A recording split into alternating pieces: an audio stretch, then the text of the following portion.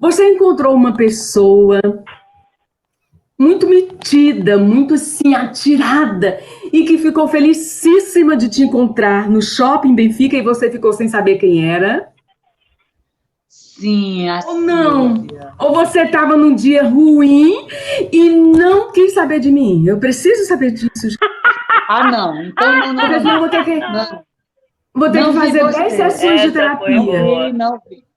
Me Ah, eu aconteceu isso no Shopping sabia. Benfica, com uma Hum, figura que eu adoro, gente. Uma menina que foi muito amiga minha nos idos de 80, que fazia hum, psicologia e namorava o...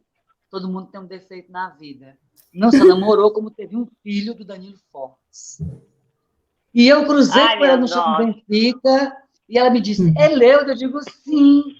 E pronto. Eu, não, eu sabia que eu conhecia ela, mas da onde?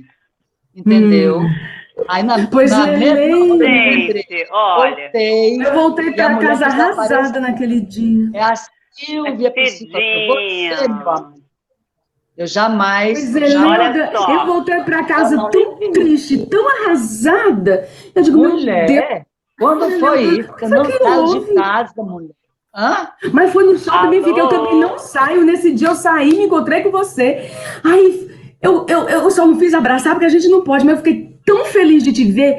E eu fiquei, ai, você parada, olhando assim pra mim. E eu, meu Deus, que foi que houve? Cida, Isso, Eleuda. Não foi Cida, Alzheimer, tá não, me amada. Eu ouvindo? não lhe conheço. Me Eu não lhe escuta? vi, eu não vi. Oi. Oi? Vocês me escutam? Sim. Cidinha, pare Sim. com isso, Cidinha. Estamos todas cegas. Sério. E ainda mais mascaradas, né? Mascaradas, não dá pra Olha gente. só, aconteceu uma coisa comigo há muito tempo, quando eu Não, ainda não não era tô meio ligado. cega, não era meio cega, mas era tímida. Aí eu entrei no lugar, eu fui numa reta assim, a pessoa estava na lateral. Ela ficou com ódio de mim, porque eu não olhei para ela, não fiz nenhuma menção nem nada. E eu disse, gente, eu não vi por timidez. Mas várias vezes eu não vejo porque eu não enxergo. Exato. Eu sempre fui míope, mas mesmo de óculos. Mas hoje em dia eu sou uma mulher operada Eu dos acho que você olhos. não me reconheceu pela máscara.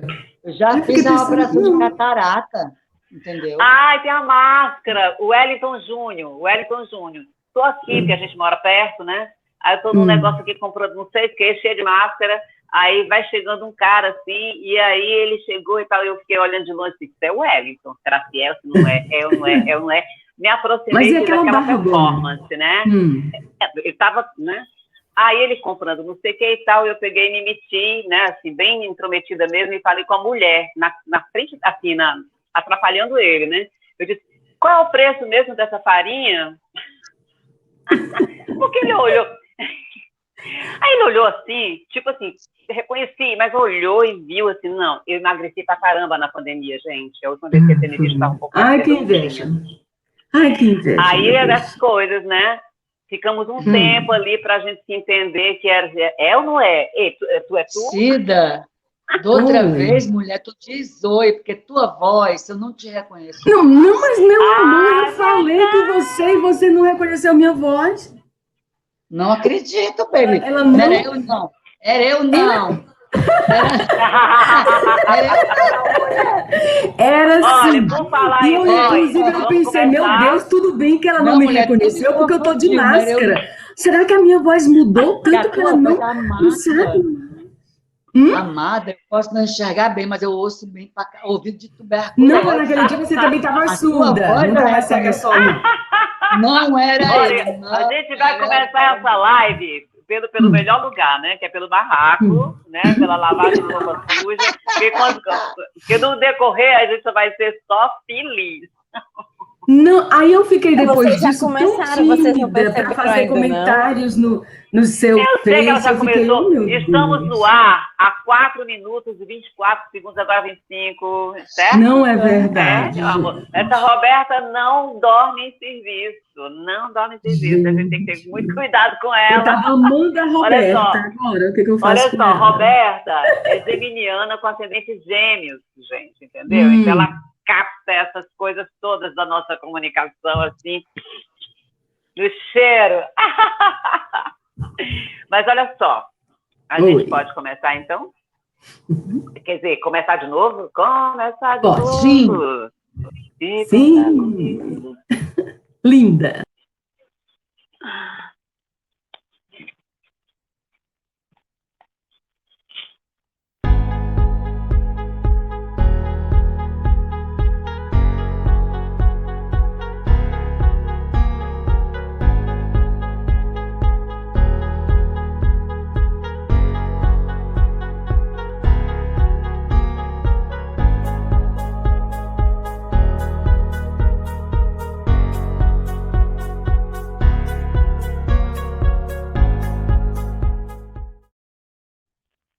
Olá, bom dia, boa tarde, boa noite. Eu não sei qual é a hora que você vai acompanhar essa live. Eu desejo tudo de bom, saúde, saúde, saúde, paciência e muita escuta, porque nós todas, todos e todas estamos precisando escutar uns aos outros, umas às outras, porque a escuta, ela é ela nos vincula, né? Ela nos junta. E, bom, mas é isso, né? Aqui é a casa da Aurélia, é uma casa que atualmente está aqui sediada no lugar Arquivistas, que é esse lugar maravilhoso, conduzido pela Roberta Bonfim. E eu sou muito grata sempre, ela sabe disso, toda essa série que a gente tem feito aqui, esses encontros maravilhosos, são muitas pessoas muito interessantes, mas afora toda a história da vida de cada uma delas, tem um fio afetivo que nos liga, né? E é principalmente isso que faz a gente estar aqui fazendo essa costura. Então é isso.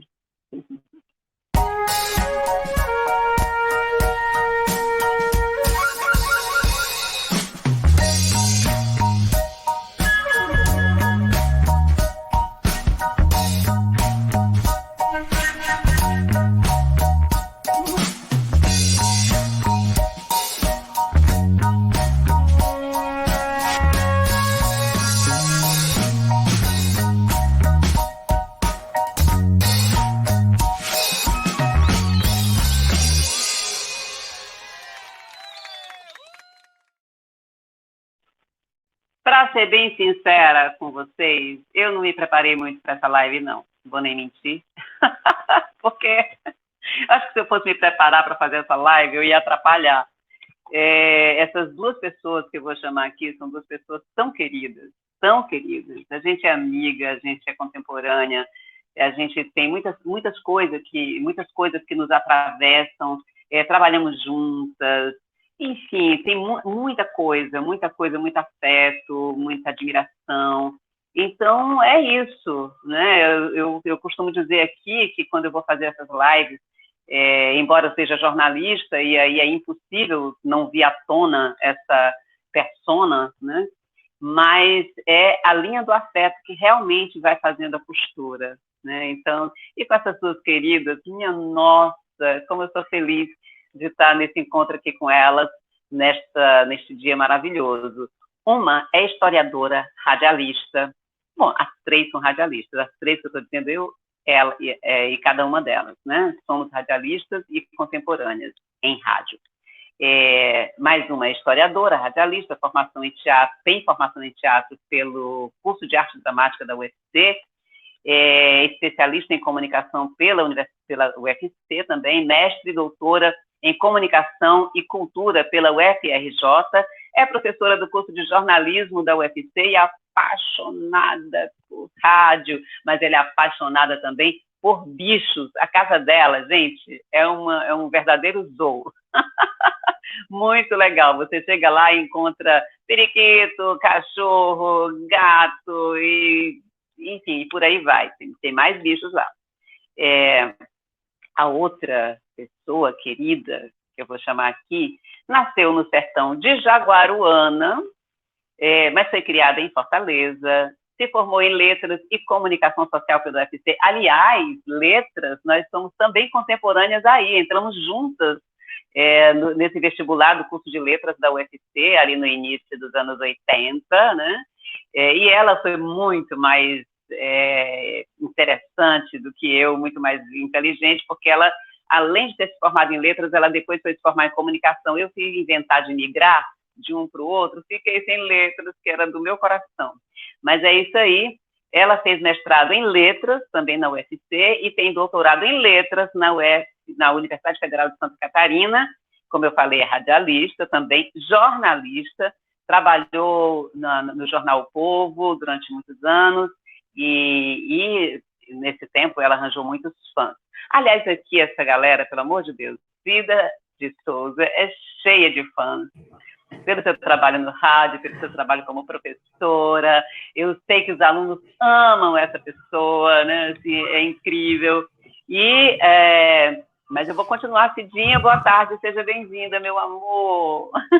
Oi, eu vou continuar Martinha. falando da nossa outra colega, que é Eleuda de Carvalho, que eu já vou chamar ela aqui para ficar com a gente também. Bem-vinda, meu amor. Olá! Então, e além disso que eu estou falando, do que eu já falei aqui, a Eleuda é professora de literatura brasileira no curso de letras, passou um tempão, né, como professora no curso de letras da Universidade Federal de Tocantins, em Araguaína, e já se aposentou e está agora ensaiando para ser escritora. Ai, que maravilha, maravilha. Olha só, eu quero dizer para vocês, antes da gente começar a conversar, que eu sou fã das duas, muito fã de vocês duas. São duas pessoas tão distintas, né? São tão diferentes uma da outra, e é tão bom quando a gente pode olhar para cada pessoa na sua singularidade, naquilo que cada uma carrega consigo de próprio, de sua digital, né? E eu sou muito feliz de ser contemporânea de vocês, a gente ter juntas, né, feito uma história tão bonita na Rádio Universitária FM, que eu quero que a gente converse mais, troque ideias sobre isso, sobre essa temporada tão boa, que, de uma certa maneira, a gente rompeu aí alguns paradigmas, né, assim, nesse tempo como radialistas e comunicadoras, e influenciando algumas profissionais, eu vou falar algumas profissionais, porque isso é importante a gente dizer que mulher no rádio é uma história, né, assim, que merece atenção, merece a gente né, narrar essa história. Então, bem-vindas, queridas. Meu amor para vocês, viu? Então, eu não sei nem por onde começar. Eu disse que eu não me preparei, isso é uma conversa, então a gente começa do jeito que quiser. Quem tiver vontade de falar, fala, e a gente vai trocando aqui até... Mas pela rádio mesmo, porque é onde a gente se encontra. Começa pela rádio mesmo, Mas, Martinha, eu quero antes fazer uma homenagem, contar uma história bem rapidinho. Eu fiquei procurando uma roupa para vestir, para sair arrumadinha no nosso encontro. Aí encontrei, me vesti, estava tudo pronto. Aí toca o interfone, eu estava aqui trabalhando, dei uma olhadinha pela imagem para ver quem era. Aí eu não identifiquei, mas fui lá fora. Eu tinha acabado uma reunião de orientação, fui lá ver. Ainda bem que eu fui. Era o motorista, uma pessoa criada pelo nosso queridíssimo Luiz Sérgio Santos, trazendo um presente para mim. Que presente? Eu já sabia qual era o presente, mas eu não imaginei que ele fosse chegar a tempo. A tempo, né? Aí eu troquei. Opa! Olha só, Cidinha. Olha a sincronicidade. Gilmar de Carvalho. Olha a sincronicidade. É a Gilmar e Patativa do Assaré aí, né? Exatamente. Gilmar e Patativa. Olha a sincronicidade. É claro, sim, claro que é claro. Né? Porque, olha só, segundos antes da gente começar essa conversa, certo? Que começou sem a gente saber que estava no ar. Estávamos aqui, né? E eu fui aqui, que eu me lembrei que Eleuda de Carvalho fez um trabalho acadêmico, e se eu não me engano, Gilmar de Carvalho foi o orientador. Eu posso estar enganada, mas estava muito perto. Foi Gilmar, ele? Não. Gilmar de Carvalho O Gilmar de Carvalho foi a minha fada madrinha, meu amor. Gilmar de Carvalho, isso. Gilmar de Carvalho, além de me mostrar, me desvendar o Juazeiro do Norte, tá? Me dando um mote para o meu trabalho de pesquisa. Ele fez parte da banca de defesa do mestrado e do doutorado. Então, lá em Florianópolis, o Gilmar foi para lá, me trouxe no dia da defesa. Sim, gente, eu vou precisar Aí entrar ele com o trouxe. celular tocando. Não é Eu o não tô meu. ouvindo Aí, nada. sabe o quê? Não, tu vai ter que voltar tudo, Enilda, pelo amor de Deus. Ah, Volta. É porque esse gente, papo é desculpa, incrível. era o meu, tava sem som, mas vibrou e deu para ouvir. Ah, é vibração. Eu não Dá ouvi pra ouvir, nada do sim. que a Quando Enilda vibra, falou, nada. Ah, porque vibrou, então eu vou tirar de é. cima da mesa, não é isso? Pronto, pronto. Mas o que eu falei ficou, né? Então é só Então, a fala dela. o Gilmar de Carvalho, ele fez parte tanto da minha banca do mestrado, a orientadora foi a professora Ângela Gutierrez, maravilhosa, Ângela, você me enviou uma foto com a maravilhosa, Ângela. e o meu tema bordejava o sertão, Canudos, o Juazeiro, mas trazia o foco em uma obra específica. O Romance da Pedra do Reino, do Ariano Da Suassuna, Ariano que é o Suassuna. aniversariante de hoje.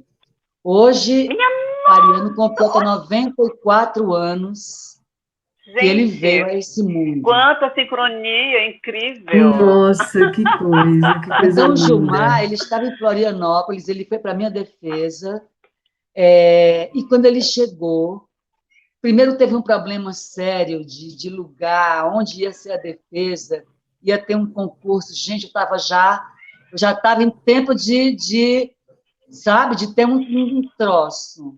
Eu me Aí lembro disso. a gente consegue a sala, organiza tudo, aí chega o Gilmar. E antes que começasse a defesa, o Gilmar distribuiu, tanto com a banca, como com as pessoas que estavam ali, umas fitas do Juazeiro do Padre Cícero. Aí eu disse, gente, Oh, que deu lindo, certo. lindo, lindo. Então, o Gilmar é uma pessoa encantada, né? É porque é difícil, é O difícil mestre, definir. né? O Gilmar é uma pessoa muito para a gente sentir, né? Enfim, mas de qualquer maneira, se a gente for tentar definir, acho que a gente pode dizer que nós perdemos um dos intelectuais mais importantes, né, no campo da cultura, no Brasil inteiro e fora, porque tem gente lá fora lendo e estudando Gilmar de Carvalho. E, enfim. E a saudade, gente, que eu vou sentir, porque o gabinete dele é eu, lá no curso. Do lado, né? Sempre se falava, quando eu chegava, eu batia lá, quando ele chegava, ia também. Né? Ele ia, eu me lembro muito uma coisa, quando ele ia embora primeiro do que eu, né? Saía antes, eu ficava até mais tarde, ele passava e dizia assim, fecha a porta, tranca a porta. Ele tinha sabe, um temor incrível e uma preocupação, porque o gabinete dele já tinha sido invadido, né? Entraram, e gente de fora entrou e roubou algumas coisas. Então ele ficava preocupado. Cida, fecha a porta por dentro, fecha a porta por dentro. Enfim, mas o Gilmar é essa pessoa maravilhosa, uma pessoa, um misto, né? Uma pessoa... Um mestre, um xamã, uma coisa aquela assim pessoa também, sisuda, né? mas ao mesmo tempo carinhosa, né? Carinhoso, sério e Eu queria falar profundamente 3 momentos com o Gilmar, assim, rapidinho. Eu quero falar um. Olha, um não, vários. Quero 3, né? O mais antigo, mais antigo é Leste-Oeste Side Story. No teatro, se eu não me engano, ali ai, meu Deus, na Praça da Estação, Teatro da Insetur, Teatro da Insetur, em Setor. No Teatro da Insetur, Leste-Oeste Side Story, com aquela menina que também foi da Rádio Universitária, que apresentava o programa dos Beatles com o Nelson Augusto. Enfim, a maravilhosa loura. Me lembro dessa peça. Aurora Miranda. Aurora Miranda Leão. Aurora Miranda Leão. O texto é do Gilmar de Carvalho, cara. E era uma coisa muito interessante. Foi nos anos 80, esse momento. Um outro momento é eu indo para a rádio ou voltando e encontrar com o Gilmar, onde? Na casa paroquial da Igreja dos Remédios, encomendando missas para seus antepassados. Então, ele tinha uma ligação assim, espiritual. E o terceiro momento, a gente no bar de Zé de Dedice, em Juazeiro, né? Porque ali o Juazeiro entrou para mim pelo sabor do doce do Zé de Dedice. Que alegria, que festa. Ai, que maravilha. Olha três só. momentos já. 3 momentos. Eu tive vários momentos com o Gilmar e a gente se encontrava muito em café. Café. Eu, assim, morando aqui pelo Meireles, e então eu ia muito ali naquela shopping Aldeota e tal, e tem um café lá. Olha, toda tarde, se você fosse lá, você encontrava o Gilmar tomando café. E sempre tinha aquela paradinha para conversar um pouco e tal, né? Isso aconteceu várias vezes, né? E encontros em outros lugares também, mas a história do café, porque parecia era uma tradição aquilo. Ele estava sempre no café, tomando o cafezinho dele e com um livro ali e tal. E mais uma que foi bem especial para mim foi quando eu fiz o filme Milagre em Juazeiro, do Volney Oliveira, que eu interpretei a Beata Maria de Araújo. Porque, imagina, Juazeiro, a história de Juazeiro do Norte. Tu sabia que está na minha tese? Por causa disso. Extra. Por causa que a minha tese é o contestado na moldura do Juazeiro. É o contestado, exatamente. Na moldura do o contestado Juazeiro. Na moldura do Juazeiro, uma teoria da tradição em romance acidental. Então, assim, no último capítulo, que é onde entra o Juazeiro, né? Porque nessa revisita a esses espaços de expressão popular que foram destruídos violentamente, tanto Canudos quanto o contestado, e o caldeirão do Juazeiro, aos 3 Cs aí. Então, assim, Juazeiro era aquilo que deu certo. É quando, por exemplo, essa expressão popular do modo de vida, de acreditar, de fazer arte. Então, quando o povo realmente pôde expressar um modo muito seu de... Então, assim, eu termino esse percurso pelo Juazeiro.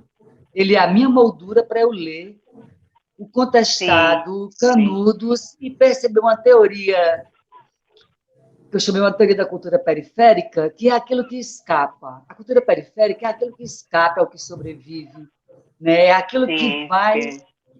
Então, assim, o Juazeiro representaria essa sobrevivência. E aí eu faço o meu rastro pelo Juazeiro. Tá? Em 97, Marta, que era o centenário de Canudos, eu estava indo para a Bahia, mas no caminho passei por Juazeiro. E lá estavam assim, as filmagens do Volney Oliveira. Eu cheguei a gravar os Aves de Jesus que estavam... Então, assim, em 97 foi as filmagens. Em 99... foi a apresentação do filme em praça pública, no dia 31 de outubro, que era aniversário do Padre Murilo. Então, você está na minha tese, porque essa é dessa minha... Olha só, eu estava conversando... Olha só, tem uma live que a gente fez aqui também com a Cláudia Rejane, que é também de Juazeiro do Norte, e ela é uma ativista, feminista e tudo mais, e ela está à frente desse movimento de cuidar da memória da Maria de Araújo. Maria Madalena do Espírito Santo de Araújo. Então é interessante que a gente estava conversando sobre isso e sobre essa noite da exibição do filme, que foi uma verdadeira loucura, né? Mas, enfim, vamos continuar aqui, porque é muito assunto entre nós, pelo amor das Vocês deusas. Estão ouvindo as... Eu vou só na gata, porque ela está gritando dentro da gaiola. Deixa a gata. Deixa a gata. Mas, enfim. Então, dona Cida de Souza, eu, assim, muito feliz, assim, eu não terminei de contar aqui Gilmar de Carvalho, por conta desse filme, a gente já era amigo, já se cruzava muitas vezes e tudo mais, tinha aquele afeto, né? Mas a história do filme nos aproximou mais ainda. Ele ficou muito tocado, ele foi uma das pessoas que realmente, quando ele falou a respeito do que ele viu, né, ele falou de uma maneira que eu nunca mais pude esquecer, e assim, ele falou como ele, né, como mestre. Como é que eu vou não levar em consideração o que ele está falando, né? Então foi muito incrível isso. Mas olha, Cida de Souza, nos seus trabalhos, nas suas pesquisas e tudo mais, é uma pessoa que eu fui ao longo do tempo percebendo esse encantamento dela pelo rádio, né? Como eu acho que isso é uma coisa que toca a nós três, mas enveredando muito pelo campo da política, né? Muito pelo campo da política, por esse olhar sobre a comunicação, que eu acho que nós três temos de modos diferentes, mas eu acho que de forma complementar também. Então, eu queria que você falasse um pouco sobre isso, Cida, sobre esse teu foco, né, na política. Você que tem uma formação também diversa, né, a história, tem a filosofia aí, também fazendo parte, esse olhar para as questões políticas. Eu me lembro que eu te encontrei no Rio de Janeiro, fui lá por uma outra razão, e aí fui te visitar. Cida de Souza foi lindo, não tinha aquele tempo. Dia, foi muito lindo. Eleuda, essa mulher não tinha tempo, ela tinha que terminar um trabalho, ela tinha que escrever, ela tinha que um monte de coisas, e eu fiquei assim, Cida, pelo amor de Deus, fica tranquila, a gente se vê rapidamente. Mas foi lindo você chegar lá, mas é impossível para Cida você estar no lugar e ela não te receber com todas as pompas e circunstâncias. Para vocês terem ideia, até me banhar, olha só, olha, isso não é uma coisa qualquer, gente. Ela preparou um banho com sais, numa banheira incrível que ela tinha no apartamento dela, em Copacabana, meu amor. Aliás, tivemos momentos incríveis no Rio de Janeiro. Esse foi um deles, que ela me tratou com muito afeto, me cuidou de mim, me banhou. E a outra coisa que foi muito legal foi um encontro que eu ia fazer com um amigo que estava lá, o Robério, que estava produzindo anos depois, um filme do qual eu participei também. E aí, mas nesse momento, eu liguei para ele pensando, ou ele ligou para mim, foi isso. Ele ligou para mim, eu estava caminhando em Copacabana. Estava com Cida e o cachorrinho dela, o Príncipe. E aí, naquele negócio, aí ele disse assim para mim, eu estou no Rio. Eu disse, como assim está no Rio? Eu estou no Rio. Você está no Rio? Eu estou no Rio. Está onde? Copacabana. Eu também estou em Copacabana. Eu disse, como assim? Pois vem aqui. Onde é esse aqui? Esse é na casa da Elke Maravilhas. Eu vou, não. Não tenho roupa para ir para a casa da Elke Maravilha. Meu amor, passamos dia com a Elke, foi lindo. Eu só sei que, no final das contas, fomos os três para a casa da Elke, eu, Cida e Príncipe. E foi maravilhoso, foi incrível. Depois a gente pode... E o gatinho, Eleuda, o gatinho da Elke, que era um poodle. Como é que é o nome, gente? Né? Ele ficou super à vontade, né? Ficou tranquilo. Mas o gatinho, ele aparecia de vez em quando lá na sala onde a gente estava, né? Acho que era uma gata. Era uma gata. Aí ela colocava a cabecinha assim, olhava e voltava, morrendo de ciúme, porque, tipo assim, eu acho que, puxa, como é que a minha mãe humana deixa esse cão entrar na nossa casa, né? Muito engraçado. Eles passaram, e na saída o Príncipe deu uma olhadinha para trás, como quem diz, pronto, tá aí tua casa. Foi muito legal. Foi um dia legal. Elke sentada no chão da sua sala, colocando músicas. Ela estava gravando para mim em fitas cassete, músicas de teatro antigas, músicas gregas, né, do teatro grego antigo. Menina, era uma conversa incrível, como sempre era uma conversa incrível com ela. E aquele quadro de fotos, Martinha? Aquele quadro de fotos? Sim, na parede uma da história. sala. De muitos lugares do mundo. Assim. Mas, enfim, mais Cida de Souza, no Rio de Janeiro. E a cachaça mineira, que estava lá também, a cachaça mineira. A tia não bebe, mas na época eu bebia. Muito bacana. Cachaça mineira, de verdade. Cachaça mineira de verdade. né? Então, E foi Cidinha, muito gostoso aquele dia, aquela tarde, muito legal. foi. Martinha, aquela sua visita foi tudo. Foi assim, sabe? E na hora certa. A Martinha só chega na hora certa. Martinha é como dinheiro, né? O pessoal pergunta assim: o dinheiro chegou em boa hora, gente? Dinheiro só não chega em boa hora se ele não chegar. Então, a Marta Aurélia é igualzinho, né? Então, chegou, a hora é boa. Chegou, a hora é boa, né? Mas tu estava tendo que escrever e entregar um que... trabalho, Cida, eu fiquei mas é o com tempo atrapalhar. todo desse jeito. E hoje não é diferente, Assim, hoje, né? hoje talvez mais ainda. Mas tem que ter espaço para os afetos. Eu acredito que você falou, Martinha, no começo, e isso foi muito legal você ter falado, porque Cida de Souza, eu acredito que o que ainda vai salvar o mundo são os afetos, sabe? São os afetos. Inclusive, qualquer gesto, qualquer atitude revolucionária vai ter que passar pelos afetos, sabe? Essa forma, uma forma afetuosa, uma forma carinhosa de pensar no outro e fortalecer a vontade de mudar as coisas, de construir um mundo melhor, de se comunicar melhor, sabe? Eu acho que o afeto tinha que ser a coisa mais importante na vida de todo mundo. Infelizmente não é.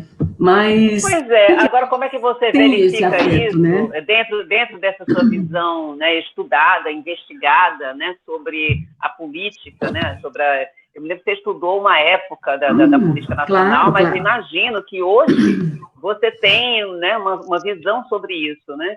E justamente no momento em que a gente está numa crise imensa, né? Numa pandemia, que essa pandemia não é só pandemia de um vírus único, né? Tem várias cepas, né? E que junta aí nessa questão do afetiva de um lado e do outro lado uma política nacional absolutamente cheia de ódio, né? Assim, e que coloca em risco a nossa vida.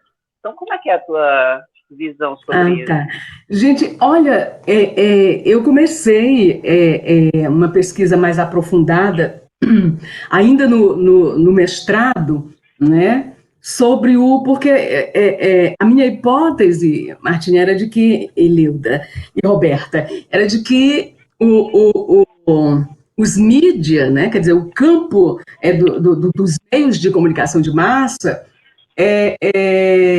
levaram a um processo de reconfiguração da política, sabe? A política hoje é uma outra coisa. E esse processo que eu chamei de reconfiguração, né, que traz uma série de elementos, como, por exemplo, a questão do espetáculo, né, a espetacularização do campo da política, e isso tudo começa com a intervenção dos mídias no campo da política, né?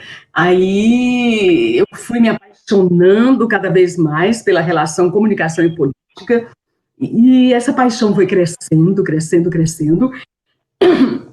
Desculpa. E no doutorado, eu continuo pesquisando comunicação e política, né? Um foco em eleições. De certa forma, eu fui me especializando nessa coisa chamada eleição, né, no campo da política.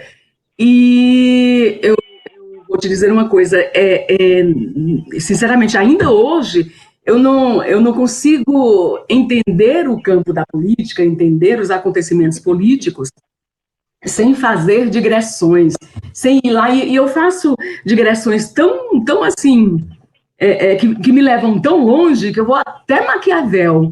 Aí eu fico olhando as coisas que acontecem hoje, e digo, meu Deus do céu! Tem uma certa personagem política, inclusive aqui no Ceará, que quando eu ouço, né, eu digo assim, meu Deus do céu, quanto é que este rapaz vai largar de Maquiavel, gente? É que ele vai parar de pensar que ele é o príncipe, não é? e que pode tudo, né? Porque o príncipe de Maquiavel é aquele que diz assim, olha, não importa, não tem problema se o político, né? Que no caso, eu estou dizendo político hoje, mas era o príncipe, né? Se ele não for capaz de fazer aquilo que ele afirma ser capaz.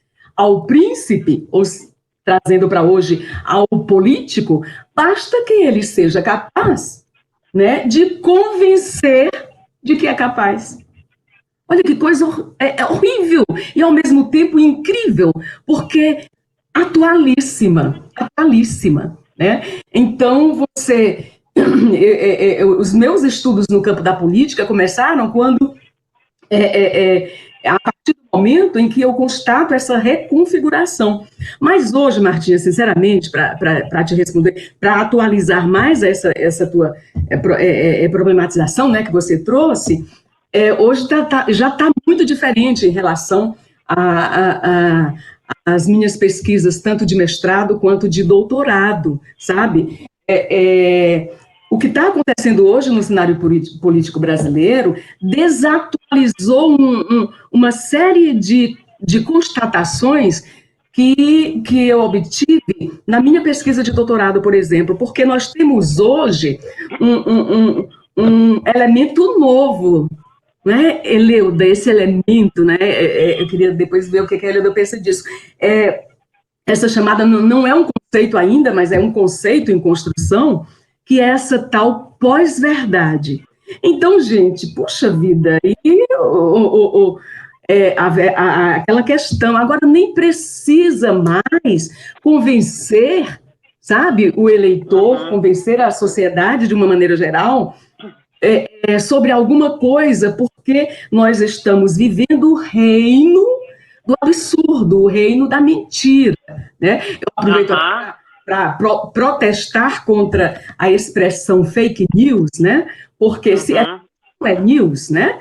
Então, essa questão da pós-verdade, que traduzindo, bem traduzidozinho, da forma bem simples e ao mesmo tempo completa, significa mentira, né? Então, hoje, os discursos políticos, eles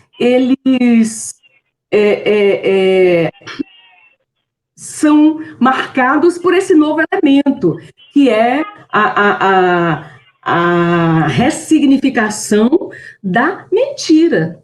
Então, se a sua mentira for absurda, mas se ela insistir, né, estando presente sempre no seu discurso, você pode tudo, você pode até se tornar presidente, né?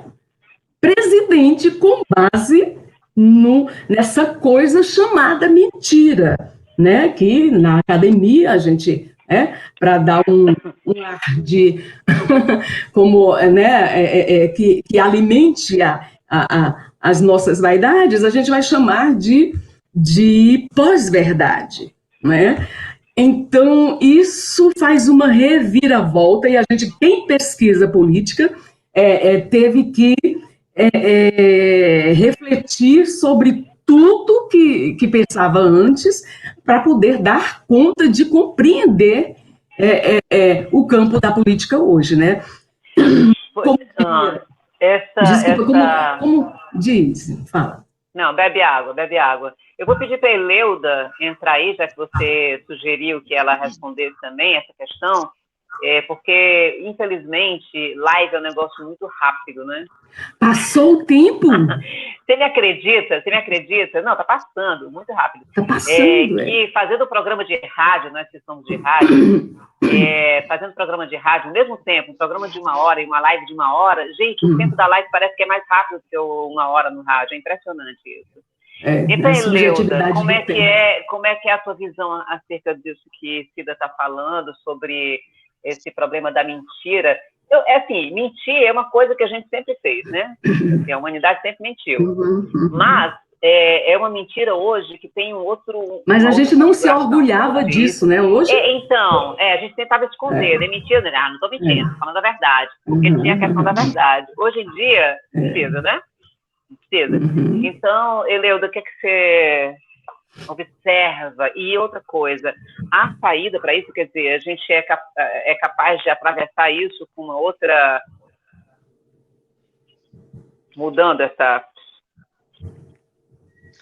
estratégia. Bem, eu acompanho a CPI, tá?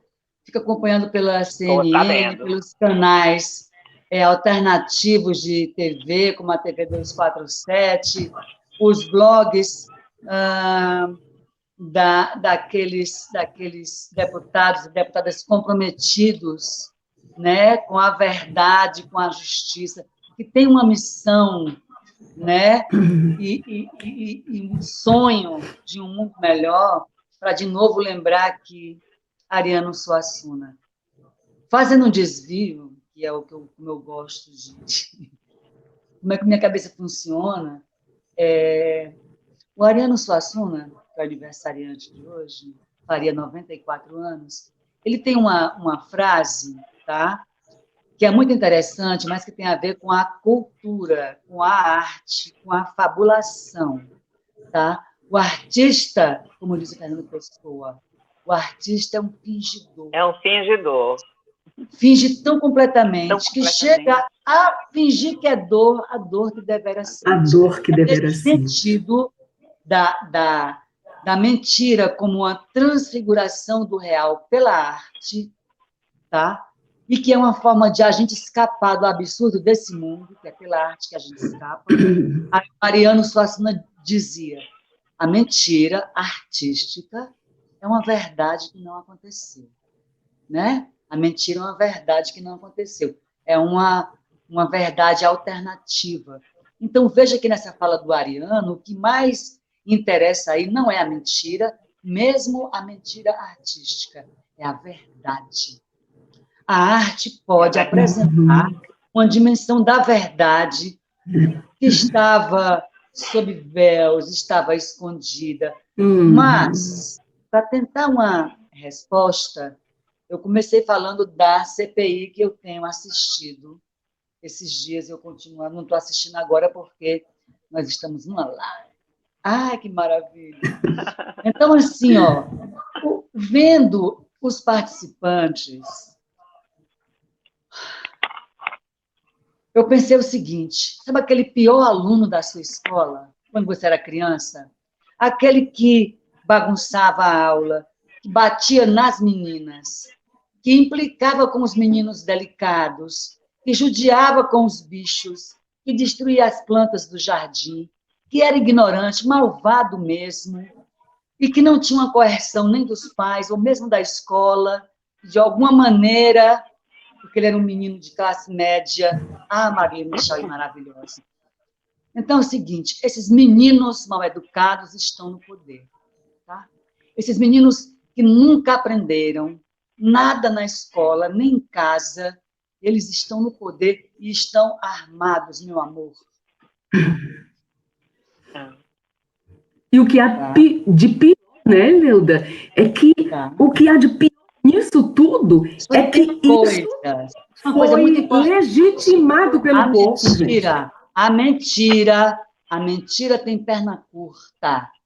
A mentira sempre vai perder, meu amor. Certo? O mal sempre vai perder. Nas religiões, certo? Às vezes demora. Eles vão ser punidos por esse genocídio, mas ninguém vai trazer de volta as 500.000 pessoas que morreram e que vão morrer ainda por esse descaso. Mas eu penso isso, qual é a solução? É a educação, meu amor, é claro. A gente estava no caminho. Eu fui professora da universidade, que surgiu por conta do Reúne. Uma universidade no Tocantins, que é um estado novo, tá? Mas que a universidade tem 15 anos, mais nova ainda, eu tenho metade da idade do estado. Onde é que surgiu essa universidade? Quer dizer, como é que ela foi possível? Né? Num governo de um presidente que nunca foi à universidade. mas A que universidade. sabe o valor da educação, Uhum. e lutou por Uhum. essa educação, e que foi jogado para escanteio por essa mentira, né? Porque a palavra é Uhum. essa, não é pós-verdade. Isso é Mentira, mais é uma mentira, mentira gente. massa para não dizer as coisas que têm que ser ditas. Eu achei ótimo um dia desses, zapeando aí no YouTube, encontrei o Krenak, num programa maravilhoso, que eu acho que é o Barco e a Flecha, alguma coisa assim, o nome. Sim. O Maravilhoso, que é arco e um a outro flecha. que é uma cobra. Aí tem um depoimento antigo dele, em que ele encara o repórter e diz assim, você está rindo para mim por quê? Por que você está sendo simpático para mim? Nós estamos em lugares opostos. Então, a gente tem que saber para quem que a gente deve sorrir e para quem que a gente deve mostrar os nossos dentes. E eu acho que a periferia, meu amor, vem com uma força. É a periferia que vai nos tirar, né, desse labirinto de mentiras, de exclusões, de assassinatos. É a força da periferia, da cultura periférica.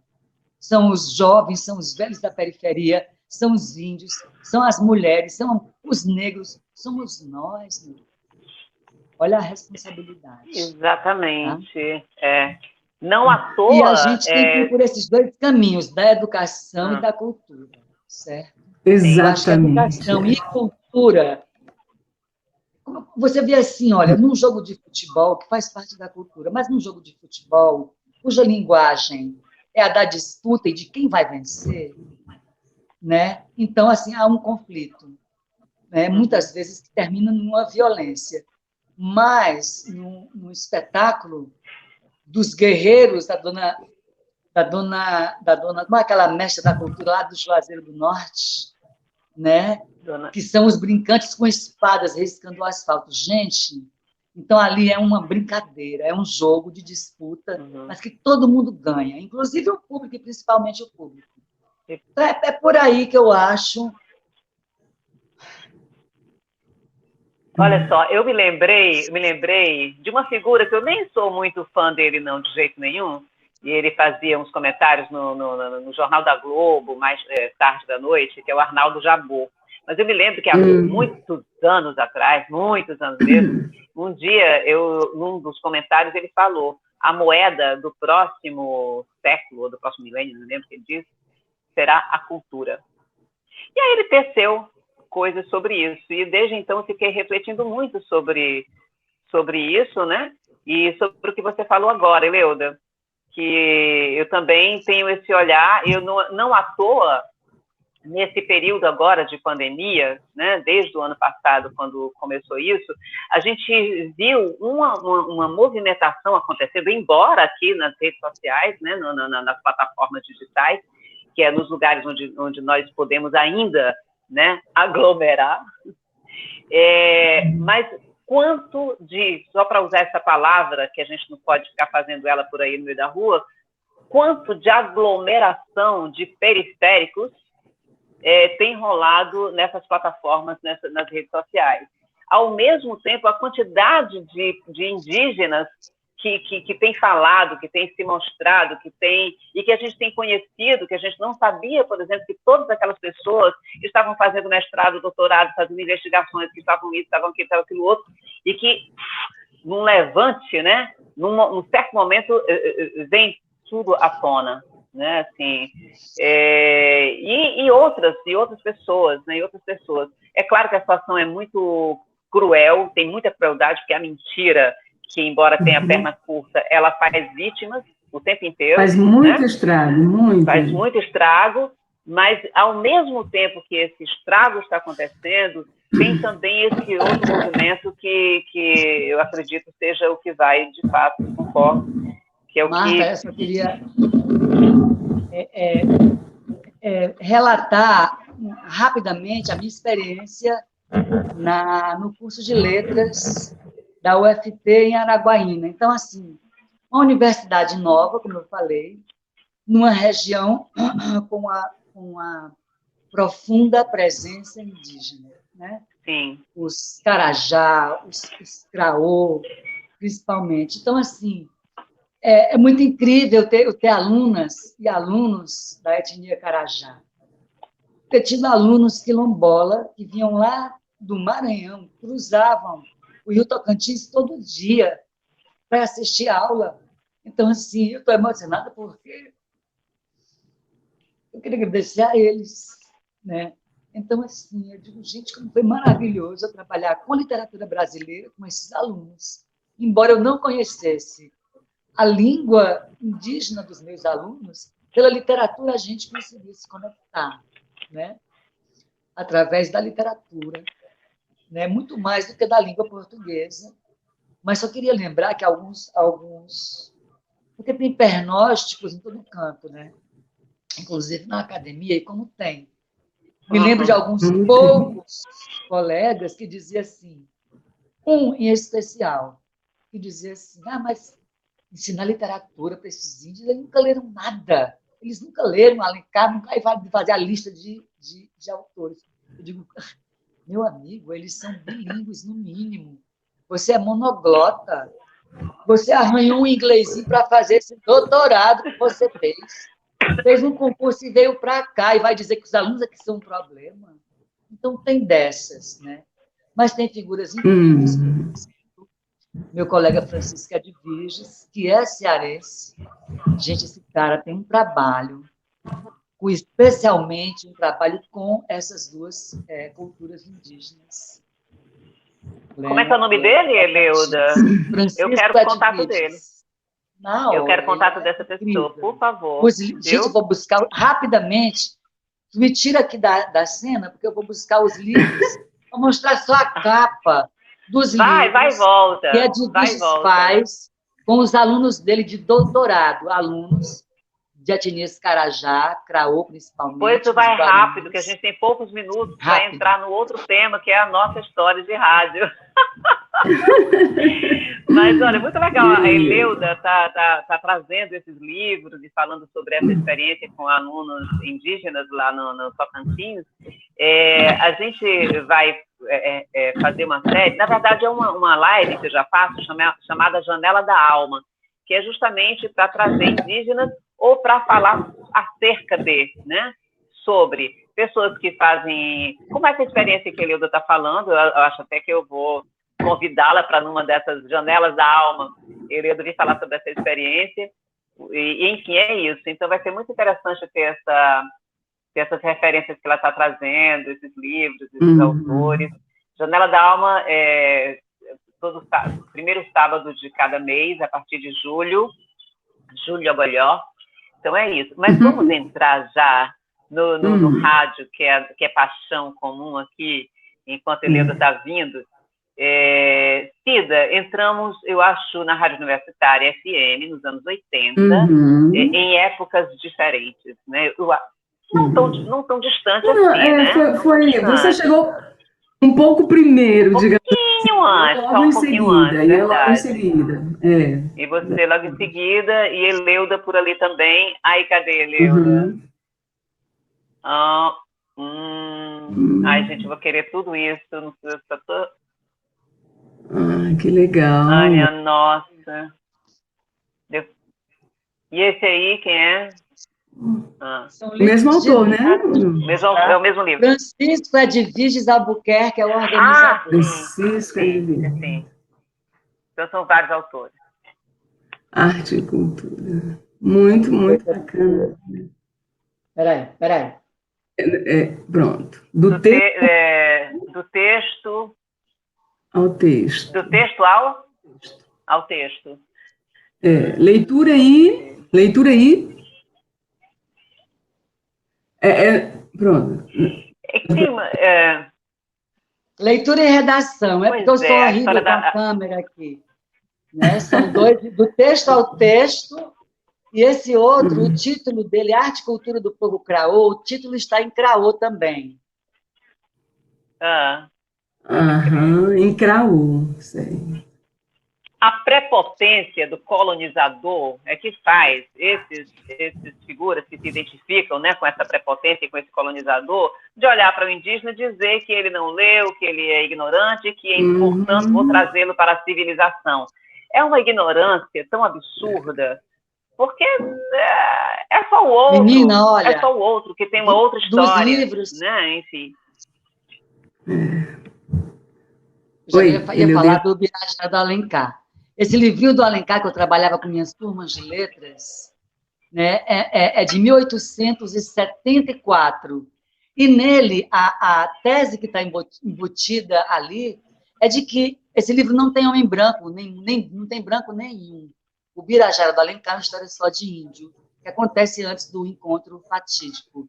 E a tese embutida ali aqui era uma civilização. O livro se passa na Mesopotâmia brasileira, entre os rios Araguaia e Tocantins. É por isso que eu também escolhi esse. Então, assim, essa ideia de que civilização... Quando eu vejo, no século XXI, alguém dizer que índio não tem uma civilização... É absurdo. Tá? Cultura até admitem, mas não admitem, assim como aos sertanejos, ou aos povos da periferia, aos ágrafos. Até dizem que há uma cultura, mas ainda negam uma civilização, negam essa humanidade.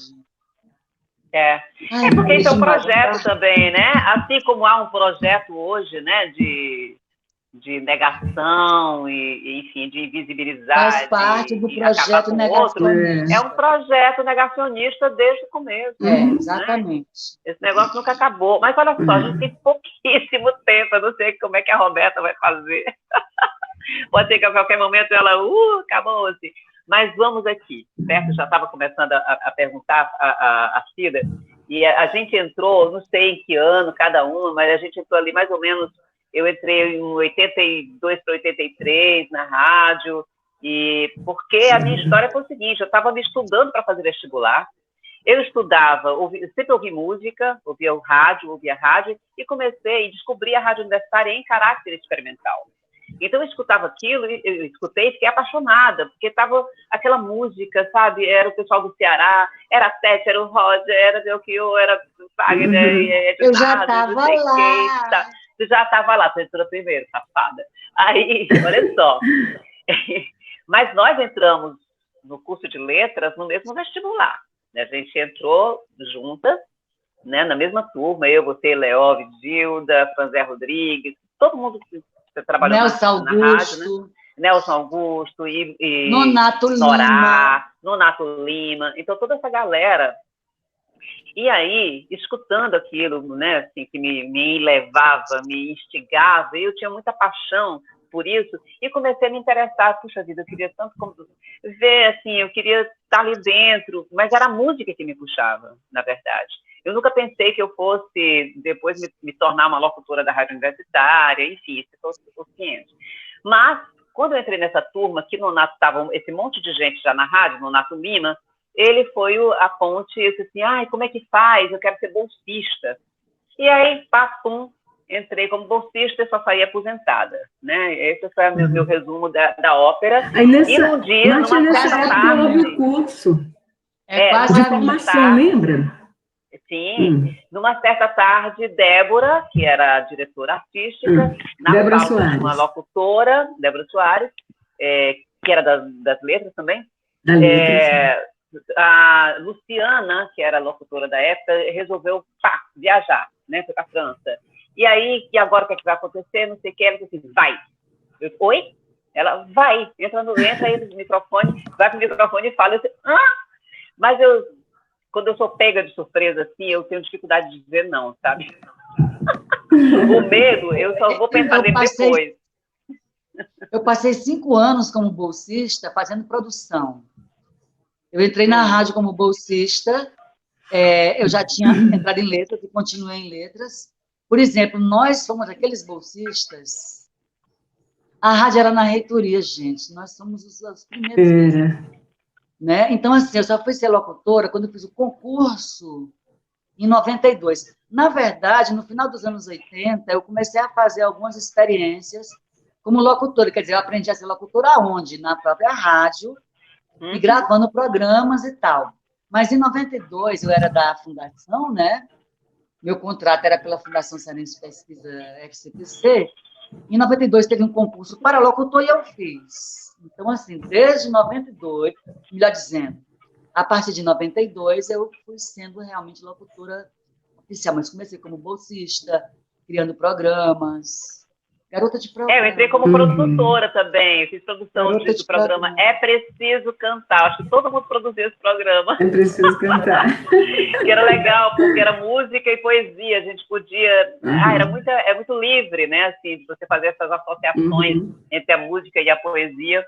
Então, foi muito, muito gostoso fazer isso. Só depois também que eu entrei nessa onda da locução. Mas, e aí, Cida, você?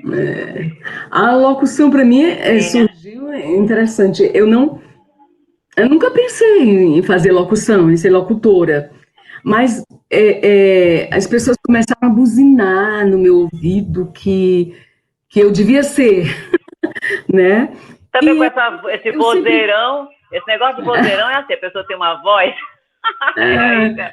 Bom, e eu era louca por rádio. Eu digo que eu sou apaixonada por rádio desde criança. Inclusive, eu ficava procurando os homenzinhos que estão falando dentro do rádio. Como é que eles entram lá dentro, né? Com aquela inocência de criança, mas já gostando daquela coisa maravilhosa que era rádio. Adoro rádio também. Né? Eu amo. Aí as pessoas começaram a, enfim... vamos falar, por que tu não faz isso? E eu ficava, meu Deus, será que eu sei fazer isso? Será que eu posso fazer isso? E aí veio a rádio universitária. Eu não entrei como bolsista, eu já entrei convidada, já entrei uma coisa linda, que gatinho. Eu entrei já para ser locutora, Martinha. Inclusive, eu fui locutora e produtora, mas oficialmente eu era locutora. Né? Foi lá que eu fui aprendendo também a fazer rádio. Né? Eu saí apenas daquele lugar de ouvinte e passei a ser uma pessoa também de fazer rádio. Né? Sabe uma coisa que eu estou me tocando? Foi não é uma rádio de mulheres, não é? Não é uma rádio de mulheres. Sim, eu quero falar sobre isso, gente. Eu quero falar sobre isso. Gente, uma rádio. Gente, era uma coisa, era praticamente proibido. Olha, Eleuda, você tocou num ponto interessante, porque era praticamente, assim, impensável. Mulher em frequência modulada, mulher no rádio FM, imagina, né? Imagina numa... Ela pode entrar para fazer um programa musical, um programa onde ela não precise opinar, né, mas só apresentar música, e no rádio AM. FM, jamais. Então, é nesse sentido que eu digo, viu, gente, que a rádio universitária, na verdade, termina realizando o processo que leva a uma quebra de paradigma na história do rádio cearense. De verdade. Então a gente aparece de nossa. As pessoas falavam na época, me lembro mais, rádio universitária é aquela rádio que só tem mulher, né? E não tinha só mulher, mas olha, eu sei que o tempo está voando, mas eu vou me meter na conversa. Fala. Por falar em mulher, é uma coisa que conecta nós três também. Tem a ver com a rádio universitária, já nos uniu, né? O momento que nós vivemos, embora eu seja mais velha do que vocês, um pouco, mas uma coisa que nos conecta também pela música, um pouquinho, é a banda pré-histórica das moças. A banda pré-histórica das moças donzelas. Surge por conta da Cida. A Cida. Exatamente. A Cida me foi uma vez na rádio e disse assim, vamos fazer um sarau, litero musical na tua casa? Eu morava numa casa em Benfica, é claro. Ainda me lembro demais daquela casa. Morava no demais. Eliana Olinda, Mayra Alcalay, Lili Alcalay, a Gigi Castro. Alguinha deu essa ideia. Alguinha foi depois que eu fui expulsa da banda, meu amor. Foi depois? Depois da minha expulsão. Mas a banda surge numa ideia da Cida, um sarau litero musical. Aí a gente se reuniu lá em casa. Foi muito gostoso aquele dia, lembro demais. O violão da Gigi, a Mayra inventou uma bateria com as cadeiras da cozinha lá de casa, eu tocava um amolador de faca, Eliana Olinda na cabaça. Que ótimo. E alguém pegou uma panela também, quem foi? Quem?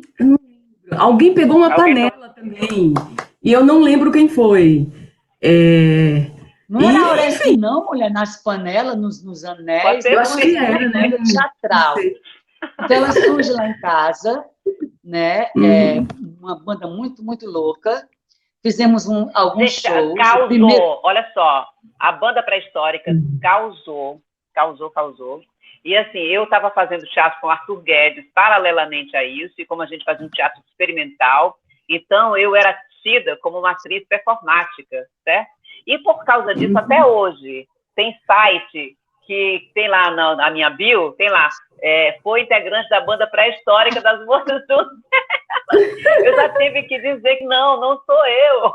Mas não teve jeito, olha, Mas acabei o que eu quero ganhando dizer é o seguinte, meu o amor, crédito. você era uma das nossas moças pré-históricas. Só não coincidiu o momento, mas estava lá. Pode crer. Muito Mas nunca bacana a me gente enjoo com lembrar isso, né, vocês. gente? Olha aí. Uhum. Sim, mas eu queria voltar à questão da mulher fazendo rádio, que era um atrevimento. Era um atrevimento, era um absurdo para o contexto da época, né? Mulher fazendo FM, tinha que ser voz de homem, né? E a gente chega e diz, Ei, Cidinha, é possível fazer e a gente sabe fazer. Oi, oi, diz, eu Martim. cheguei a escutar eu trabalhando, né, fazendo de Uhum. estúdio, né, por Fortaleza, gravando publicidade, gravando não sei o que, várias coisas. Uhum. Muitas vezes eu escutei assim, não é porque a voz masculina é que passa credibilidade. Cara, aquilo me Ah, deu uma meu Deus, raiva. claro, tinha essa Aquilo me deu uma história, raiva tão exato. grande. Eu disse, ah, é? Uhum. Ah, é? Pois eu quero ver se eu não passo credibilidade.